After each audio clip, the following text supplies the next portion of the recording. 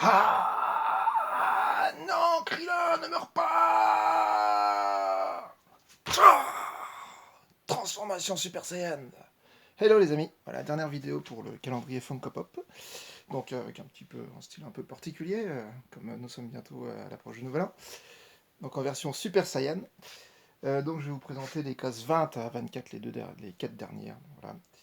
Et après, je vous présenterai mon personnage, enfin ma figurine préférée, voilà, de toutes celles que j'ai sur l'univers Dragon Ball Z. Voilà. Allez, c'est parti, on commence par la case 20. L'assistant est là.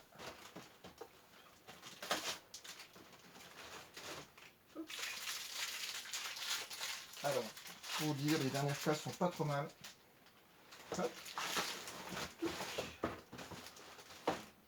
La case 20, nous avons Chichi, la femme de Sangoku. Voilà, qui est plutôt pas trop mal fait. En plus, comme à son habitude, elle boudine un peu, elle râle. Hein, voilà. Moi, je trouve le personnage assez marrant. Hop. Case numéro 21.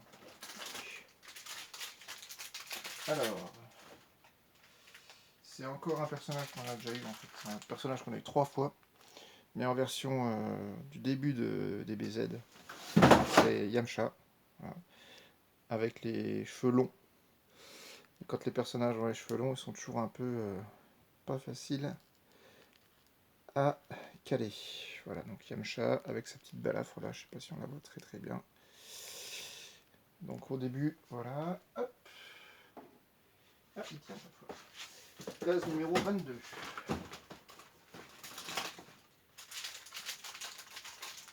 Alors, c'est un personnage que je crois qu'on a déjà eu. Ouais. Et cette fois, comme je vous ai déjà expliqué, c'est une version un peu gold, un peu, voilà. C'est Vegeta, voilà, avec une tenue un petit peu dorée, comme les fameux skins qu'on débloque dans les jeux vidéo, vous savez, doré, tout ça, platinum argenté. Donc pour le comparer, on va prendre la version classique, on va les mettre là, côte à côte, comme d'habitude.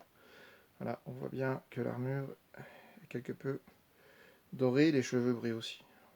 Voilà. Donc il fait partie des personnages que j'ai eu en 2 ou 3 fois. 2 fois avec Krillin et Tortue Géniale, mais Tortue Géniale, la deuxième version est différente. Case numéro 23. Le pire, ça reste Yamcha, qu'on a eu 3 fois. Ça, je trouve ça un petit peu dommage. Un personnage que beaucoup de personnes apprécient. Voilà. Partie, je crois qu'il vit avec Tortue Géniale, si je me rappelle bien. Je suis pas sûr. Si vous connaissez le nom, mettez-le en commentaire. Moi. Les noms des personnages secondaires comme ça me passe un peu au-dessus de la tête. Mais je le trouve mignon. Hop. Et d'ailleurs, il tient pas sur le cul, Lulu. Et le dernier. Je trouve que c'est un des personnages les mieux réussis. Et un des préférés de tous dans l'univers de DBZ. Pour la case numéro 24, nous avons le fameux Shenron. Qui est plutôt bien fait d'ailleurs. On voit bien. Ça fait penser un peu à la figurine qui était sortie. La grande figurine de Shenron avec les boules de cristal. Voilà. Pour la 24, franchement, c'est pas trop mal. Alors, qu'est-ce qu'on doit retenir en bilan de toutes ces figurines? Donc, comme je vous ai dit, 3 fois Yamcha, très déçu, franchement, un peu déçu par ça. 2 fois Tortue Géniale, mais dans une version différente, donc ça va encore avec des poses différentes. 2 fois Krillin, 2 fois Vegeta, 2 fois Piccolo, donc en version dorée, argentée, machin, tout ça, voilà. Sinon, beaucoup de personnages qui sont rarement comme Chichi ou comme Kaozu ou voilà, ou Kaiochin. En personnage, en figurine, voilà, en grande figurine, je parle. Après, il y a Nappa, il y a Raditz, voilà, donc je trouve que c'est plutôt pas mal avec les petits machins, mais j'aurais bien aimé, franchement, gros dommage, c'est qu'il n'y ait pas les méchants. Donc qu'il n'y ait pas Cell, qu'il n'y ait pas Boo, qu'il n'y ait pas même Babidi, ou qu'il n'y ait pas Freezer, surtout Freezer. Je trouve ça un peu dommage. Après, il manque aussi des figurines en version Super Saiyan, ce qui est quand même un peu paradoxal. Genre Sangoku Super Saiyan, ou Majin Vegeta par exemple, ou par exemple aussi un truc tout bête, il n'y a pas Sangohan. Voilà, c'est un petit peu décevant parce que Sangohan fait partie quand même des personnages importants, surtout quand il affronte Cell, voilà, qui tue Cell. Donc moi je trouve qu'il manquait les personnages là, voilà, dans ce calendrier. Donc comme je vous le disais au début, 50 € le calendrier. C'est un bilan, si je devais mettre une note, je mettrais un petit 14 sur 20. Un bilan un peu mitigé par rapport à certaines figurines qu'il n'y a pas. Et d'autres qu'il y a trop, comme Yamcha. Voilà. Euh, donc personnellement, je sais pas si l'année prochaine je rachèterai s'ils mettent pas les méchants dedans, c'est un peu dommage. Voilà.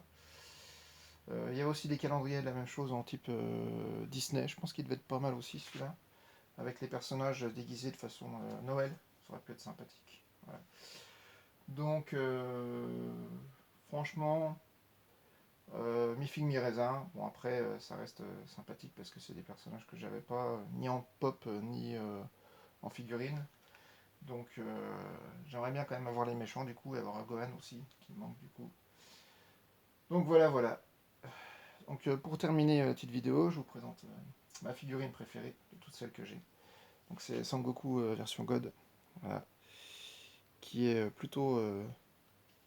Moi franchement je trouve que c'est une de mes plus belles pièces. Voilà. C'est un copain qui me l'avait offert pour mon anniversaire. D'ailleurs je le remercie encore. Voilà. Même les mains, tout ça, je trouve que c'est super bien fait, les muscles, tout ça.